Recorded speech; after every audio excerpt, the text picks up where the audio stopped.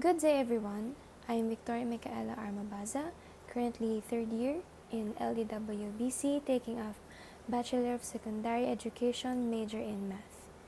So in this video, I will be presenting a 4-slide survey on the research work, and this will be discussed today.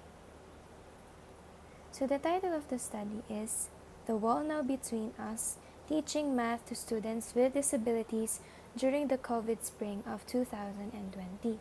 And this was written by Rachel Lambert and Rachel Struck.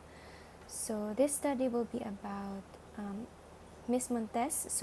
This is not her real name, but Miss Montes is an elementary teacher teaching in mathematics, and her students are primarily children with disabilities.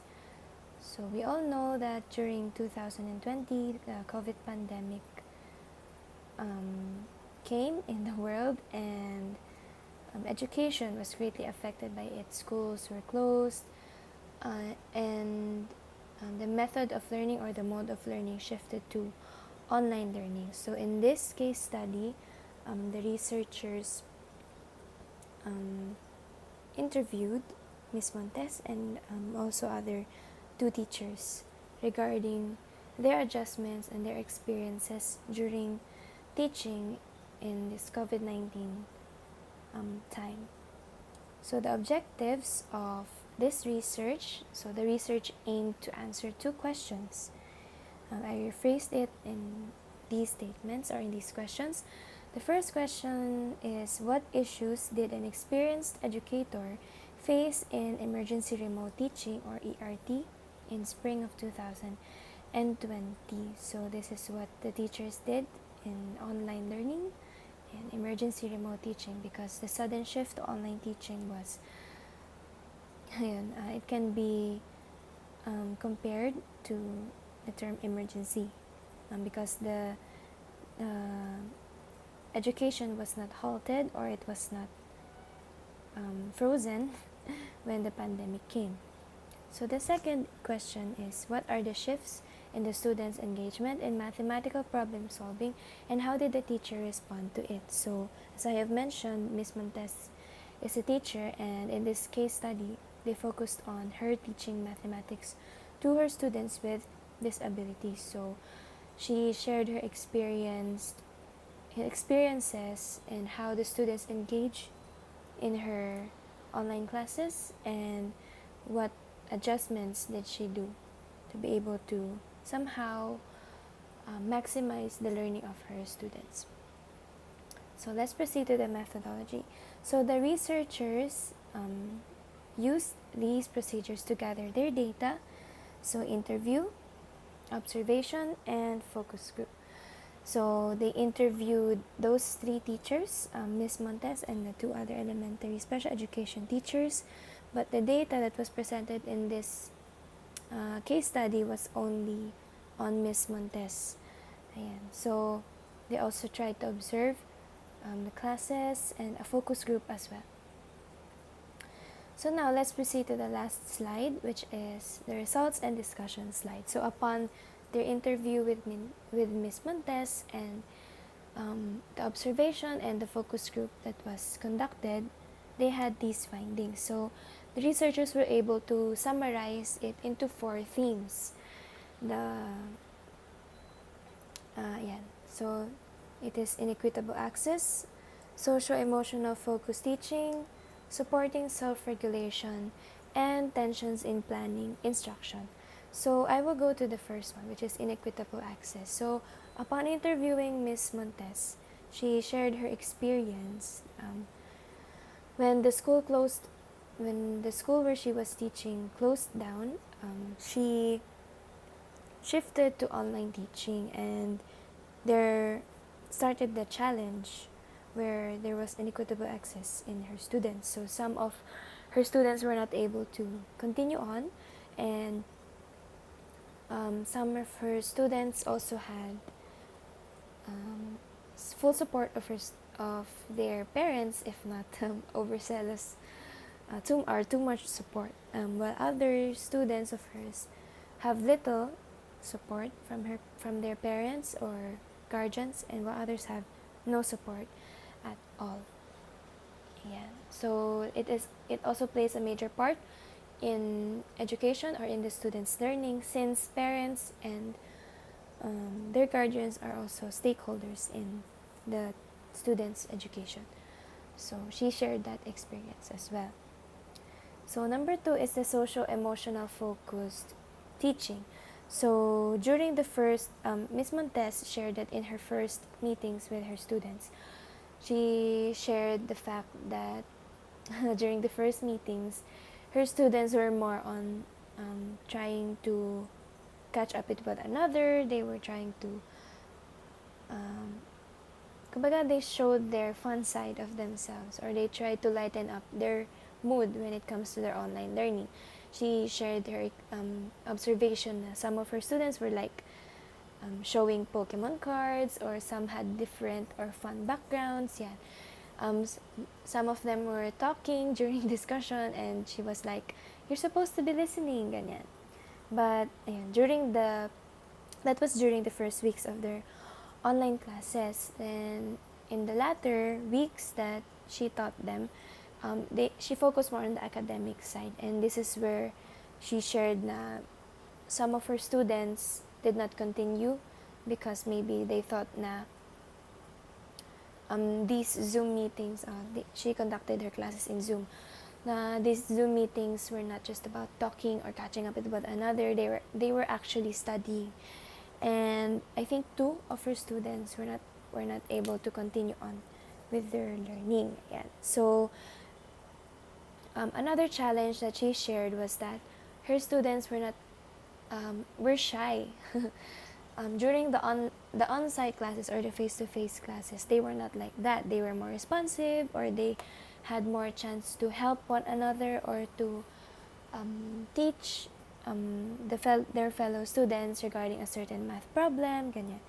But when it came to online teaching, there was that wall or that gap between the students to other students, and as well as the teachers to the students.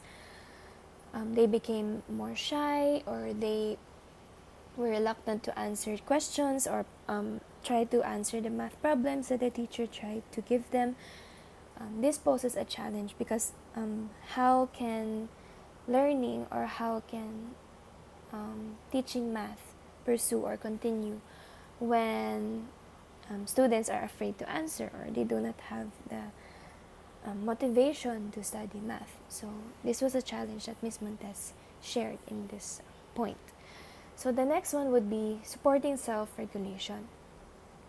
Ms. Montes shared na having the adult support, as I have mentioned earlier, can na it is a great deal, or it has an effect on the student's learning. So in this third point, yung supporting self-regulation, Ms. Montes shared na sometimes having the adult support, or the too much adult support, is not giving a positive effect on the student's learning.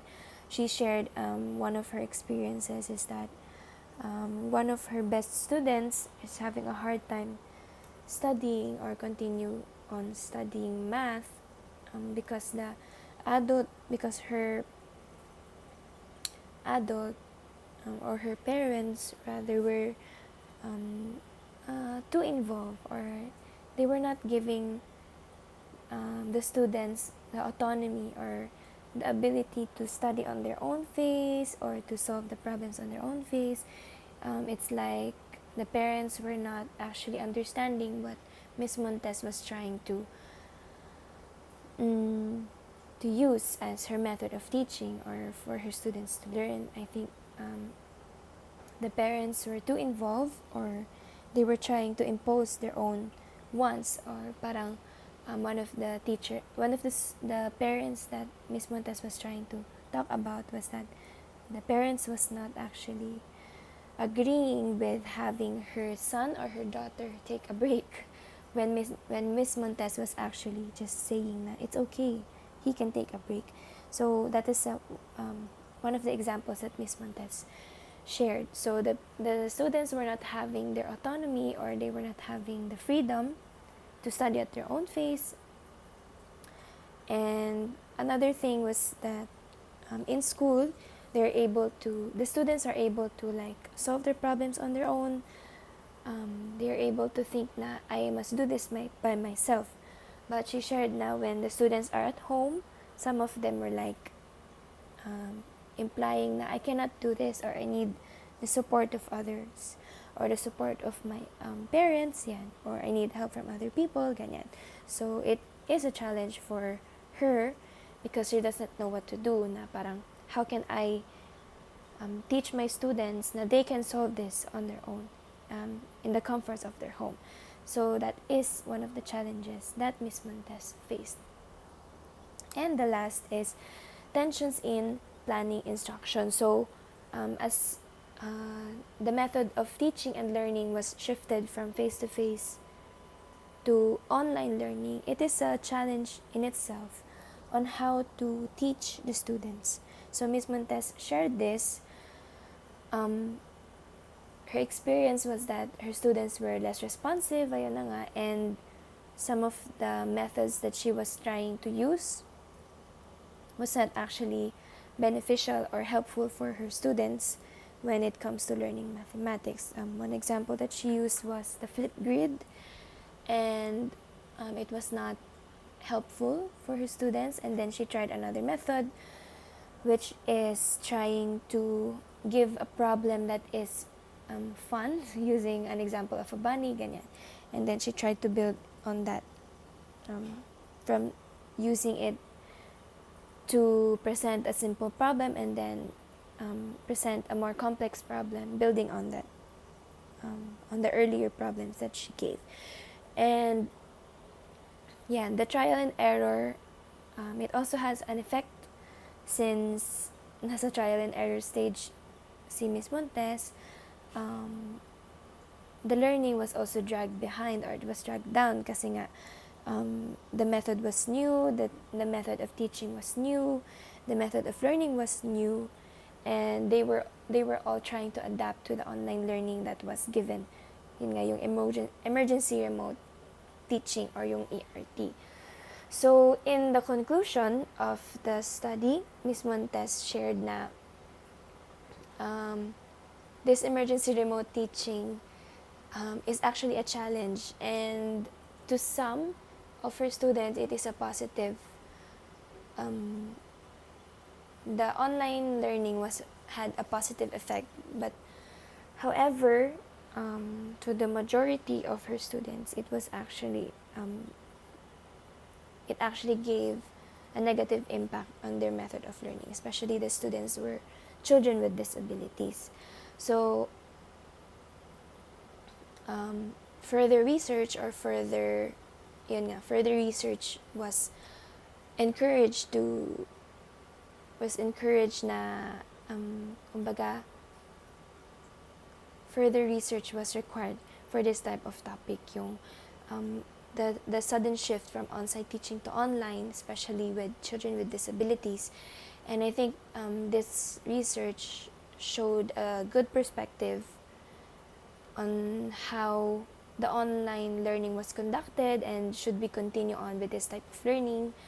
So it is actually helpful, and it added to the body of knowledge when it comes to the sudden shift from on-site teaching to online teaching, especially to children with disabilities. So this ends my report on the 4-slide surveys regarding this research regarding the wall between the students and the teachers when it comes to teaching students with disabilities, teaching math for students with disabilities.